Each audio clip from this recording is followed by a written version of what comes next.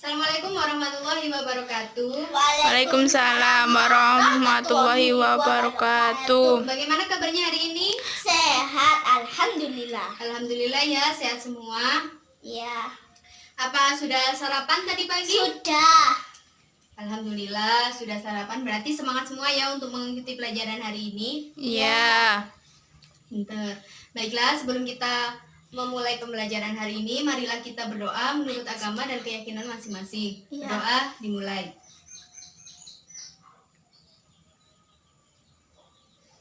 Berdoa selesai. Baik, Ibu akan mengabsen. Apa ada yang tidak masuk hari ini? tidak. Alhamdulillah ya, pada sehat semua, pada bisa masuk semua. Semangat semua ya.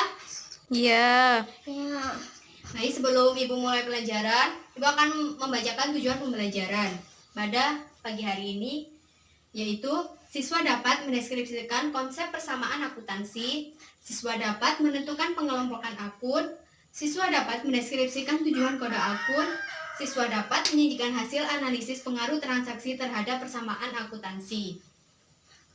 Baik, sebelum Ibu menjelaskan apa itu, kalian kan pasti sudah tahu ya apa persamaan dasar akuntansi. Sudah Sudah. membacakan tadi malam? sudah Bu saya. Ya, pinter. Pasti kan di bukunya masing-masing sudah ada ya persamaan akuntansi. Ya. Tapi untuk kali ini kalian bisa membentuk kelompok. Kalian bisa membentuk kelompok ya. Ya. Di kelompok masing-masing kalian menjelaskan apa itu persamaan dasar akuntansi secara individu. Oke. Nanti jawaban kalian setelah Ibu jelaskan, terangkan dulu, nanti digabungkan menjadi satu ya jawabannya. Iya. Baik, sekarang silahkan membentuk kelompoknya. Sudah?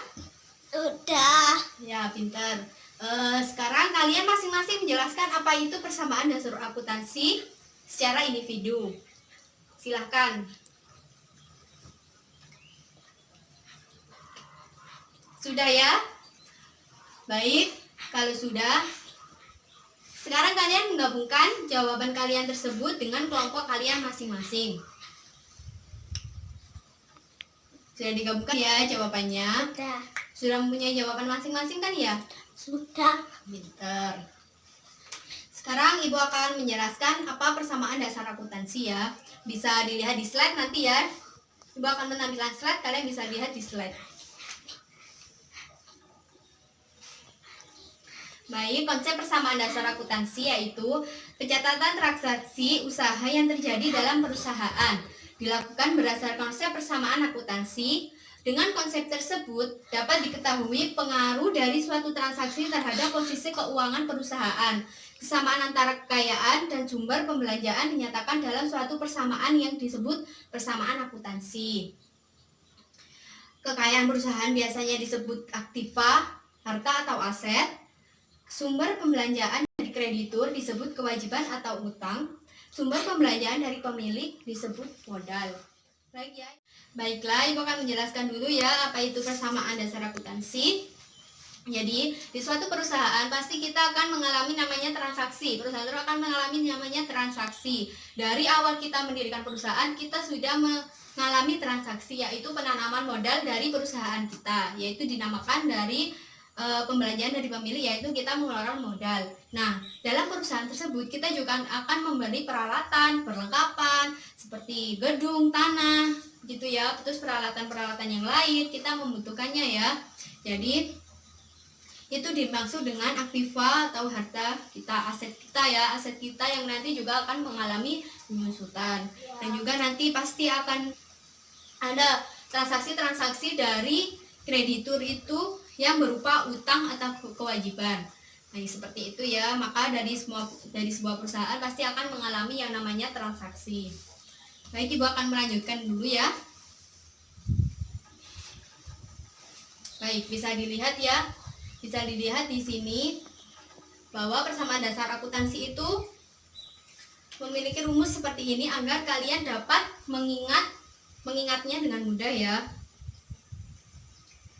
Ini ya, sumber pembelanjaan dari pemilik disebut modal. Dengan demikian persamaan akuntansi dapat ditulis sebagai berikut. Seperti ini ya. Aktiva, kalau kita menghitung aktiva yaitu sama dengan kewajiban ditambah dengan modal, itu menjadi aktiva kita. Seperti ini. Jadi jumlah aktiva ini sama dengan jumlah dari kewajiban ditambah modal. Misalnya aktiva ini sebesar 50 juta dan kewajiban kita sebesar 25 juta dan modal kita sebesar 25 juta. Nah, ini yang dinamakan aktiva sama dengan kewajiban plus modal. Baik, Ibu akan lanjutkan. Bisa dilihat di sini kalau kita menghitung utang kita. Kita kan sebagai perusahaan kan pasti mengalami hutang.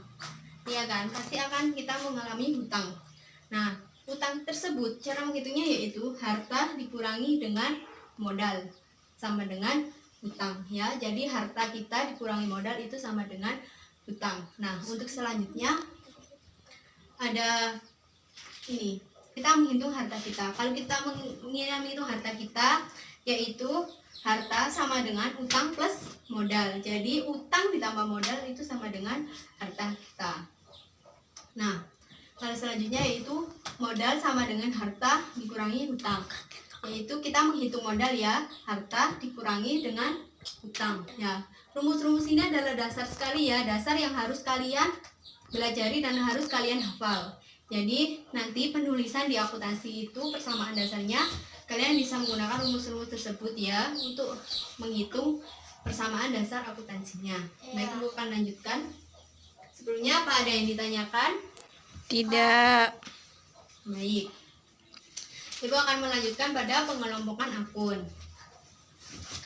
Ya, pengelompokan akun bisa dilihat ya di slide ya. Berdasarkan sifatnya, akun dibagi menjadi dua, yaitu akun real dan akun nominal. Sekarang Ibu akan menjelaskan akun real lebih dahulu, yaitu merupakan akun-akun yang dilaporkan dalam neraca yang terdiri atas kelompok akun aktiva, hutang, dan modal. Berarti akun-akun aktiva seperti perlengkapan, peralatan itu termasuk akun real ya, dan hutang dan modal. Baik. Kalau akun nominal yaitu merupakan akun-akun yang dilaporkan dalam laporan laba rugi, terdiri atas kelompok akun penghasilan dan kelompok akun beban atau biaya. Akun penghasilan yaitu bisa penghasilan operasional dan pendapatan yang lain-lain itu masuk dalam akun nominal. Kalau akun beban itu bisa beban operasional atau administrasi dan umum seperti beban gaji, beban listrik, pokoknya beban-beban itu masuk dalam laba rugi dan pendapatan itu termasuk akun nominal. Baik, kepada yang ditanyakan? Tidak. Selanjutnya ya, bisa dilihat di slide ya. Yang selanjutnya adalah kode akun, yaitu fungsi dari kode akun adalah untuk memudahkan pencatatan, pengikhtisaran, dan penyajian laporan keuangan. Sistem penyusunan kode akun dapat dilakukan dengan sistem numerial, merupakan pengkodean akun dengan menggunakan angka mulai 1 sampai 9. Jadi kita dalam menulis persamaan dasar akuntansi itu tidak serta-merta langsung menulis, tapi juga ada kode akun yang akan memudahkan kalian untuk mengetahui akun-akun apa saja yang ditulis. Dan pencatatannya itu akan lebih mudah ya. Jadi kita nanti kode ini adalah akun apa yang ditulis. Kita dengan mudah mencari akun tersebut. Maka dari itu, maka kita harus menggunakan kode akun ya, yaitu ada akun akun numerial, bisa dilihat juga di bukunya masing-masing, di kasnya masing-masing itu aktiva ada 101 sama dengan kas, terus 102 sama dengan kas di bank, 103 sama dengan asuransi dibayar di muka ya, seperti itu ya. Terus ada 1110 sama dengan gedung, yaitu aktiva tetap. Kalau 101 tadi aktiva lancar ya, seperti itu. Baik, apa ada yang ditanyakan? Ada.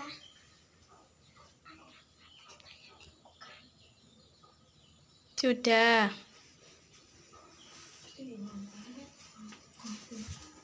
Pengaruh transaksi terhadap persamaan akuntansi, yaitu suatu transaksi dapat mempengaruhi harta saja, harta dan utang, harta dan modal, utang dan modal, serta besarnya harta, utang, dan modal.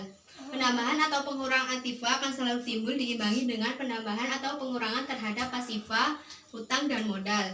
Pendapatan akan selalu menambah modal, sedangkan beban akan selalu mengurangi modal ya. Bisa dibaca ya di LKS-nya atau lihat di slide juga bisa, bahwa suatu transaksi itu akan berpengaruh terhadap persamaan akuntansi. Setiap perusahaan melakukan transaksi pasti dalam persamaan akuntansinya itu mengalami pengaruh ya. Mungkin itu bisa penambahan atau pengurangan gitu ya, pendapatan atau beban, pengeluaran itu mempengaruhi persamaan dari dasar akuntansinya ya. Dan jadi persamaan dasar akuntansi itu tidak bisa tetap, akan berubah-ubah ya sesuai dengan transaksi yang dilakukan setiap harinya di perusahaan ya. Pastinya kan kita juga akan mengalami seperti penyusutan, terus apa itu namanya? Pengurangan. Iya, kita beban, ada beban-beban, ada pengaruh gitu ya. Pengaruhnya itu sangat itu. Baik, Ibu akan membacakan contoh ya.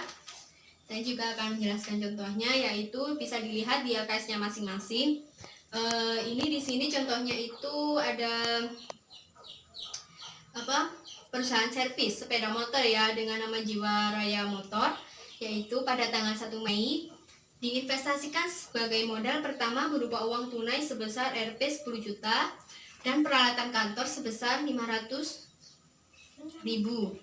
Pengaruh transaksinya yaitu ya bisa dilihat ya, kita kan ini Pak siapa ya, Tuan Roberto mendirikan sebuah servis motor, dan Pak Roberto itu menanamkan modalnya sebesar 10 juta rupiah dan peralatan kantor sebesar 500 juta rupiah. Maka uang tunai tersebut masuk ke dalam kas sebesar 10 juta rupiah ya, karena Pak Roberto tadi menyerahkan uang tunai sebesar 10 juta rupiah. Jadi itu masuk ke dalam kas ya, kasnya Pak Roberto ya. Iya. Lalu harta peralatan, tadi kan Pak Roberto juga menyerahkan peralatan kantor sebesar 500.000 ya. Jadi itu masuk ke aktiva, Keaktifanya yaitu peralatan kantor sebesar 500.000 rupiah. Ya. Jadi modal Pak Roberto sama dengan 10.500.000 rupiah ya, seperti yang ada di sini ya. Terus selanjutnya, sudah paham kan apa ada yang ditanyakan terlebih dahulu? Tidak. Ya baik, Ibu akan melanjutkan, yaitu pada tanggal 2 Mei 2011 dibayar sewa atas ruangan usaha bengkel sebesar 60 juta untuk 1 bulan. Pengaruh transaksinya yaitu harta atau kas berkurang 60 juta dan modal berkurang 60 juta karena Pak Roberto tadi menggunakan untuk sewa bengkel. Maaf, ini 60.000 rupiah ya, bukan 60 juta ya. Jadi Pak Roberto menyewakan harga sewa sebesar 60.000 rupiah untuk 1 bulan ya. Jadi kas tadi berkurang sebesar 60.000 rupiah dan modal tadi berkurang 60.000 rupiah. Jadi masih seimbang ya antara aktiva dan tadi ya, modal plus kewajiban tadi ya. Ya ini seperti ini. Aktiva dan ini masih stabil ya, aktiva ini ya. Karena ini juga tadi bertambah sebesar 10 juta dan peralatan 500.000 rupiah. Dan ini juga pada modalnya bertambah 10.500.000 rupiah, ya kan? Jadi masih sama, masih itu ya. Ya bagus. Untuk selanjutnya kan itu juga menyewakan itu juga modal berkurang 60.000 rupiah dan aktiva kasnya itu berkurang 60.000 rupiah ya. Ini untuk selanjutnya yaitu pada tanggal 3 Mei dibeli secara kredit perlengkapan bengkel dan toko motor Sakurama seharga 400.000 rupiah dan peralatan bengkel seharga 1 juta rupiah.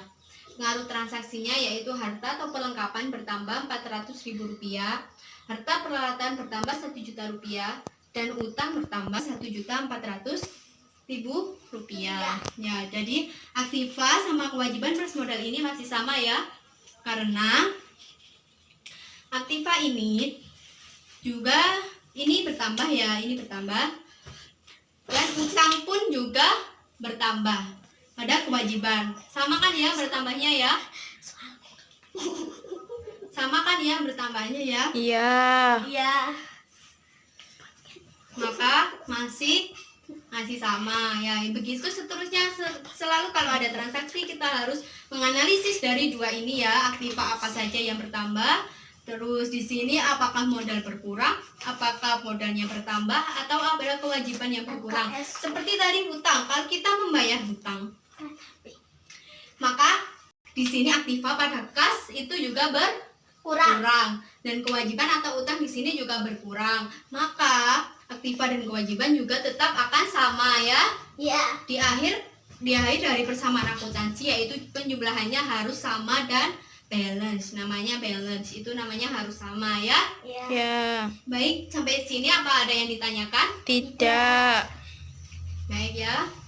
Ya. Kalau tidak, tadi apa namanya? Itu tugasnya yang tadi kelompok tadi sudah dikerjakan kan ya? Sudah.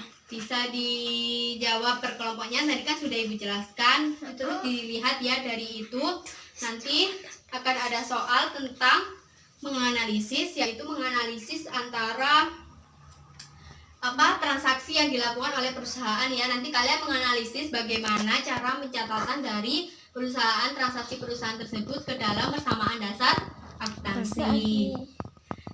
Dan kalian bisa mempelajari di LKS-nya. Kalau tidak mengerti bisa ditanyakan ke Ibu ya. Iya. Jadi nanti Ibu akan jelaskan lagi bagaimana kalau kalian dulu mengerti. Nanti akan ada soal. Baik ya, tadi kan sudah ya, kelompok sudah dikerjakan ya.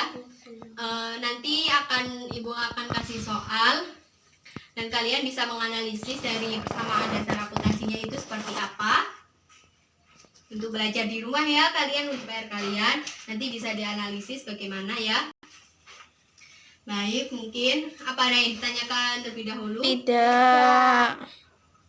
Ya, dan kalian juga bisa menggunakan persamaan akuntansi ini pada kehidupan kalian sehari-hari ya. Pada kehidupan kalian sehari-hari, seperti pengeluaran kalian berapa, kalian bisa mengira-ngira ya pengeluaran. Terus kalian mendapat uang jajan itu berapa, itu yang bisa kalian simpan, yang bisa kalian gunakan itu berapa, bisa dicatat ya. Menggunakan persamaan akuntansi, itu kalian juga belajar dari persamaan akuntansi, yaitu belajar dari diri kalian sendiri. Bisa dari kehidupan kalian sendiri, uang jajan kalian untuk beli apa, nanti bisa dicatat ya, untuk ditabung berapa, pendapatan kalian berapa ya, seperti itu dari diri kalian sendiri. Karena belajar akuntansi itu harus diniati dari diri Sendiri. Jadi kalian bisa mengerti dengan apa yang kalian pelajari ya. Baik, apa ada yang ditanyakan? Tidak. Sudah mengerti semuanya? Sudah. Baik, apa Ibu terlalu cepat dalam menjelaskan? Tidak. Baik ya, terima kasih ya. Karena waktunya sudah selesai, kalian harus belajar yang giat, harus belajar yang rajin, harus bisa membanggakan kedua orang tua kalian ya. Nanti bukan kasih PR, dan PR-nya harus dikerjakan ya.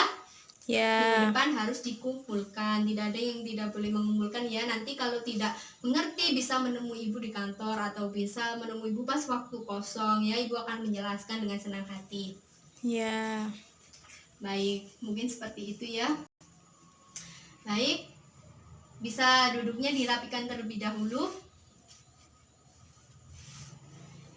Baik, kalau sudah dirapikan, sebelum kita mengakhiri pembelajaran hari ini, marilah kita berdoa menurut agama dan keyakinan masing-masing. Berdoa dimulai.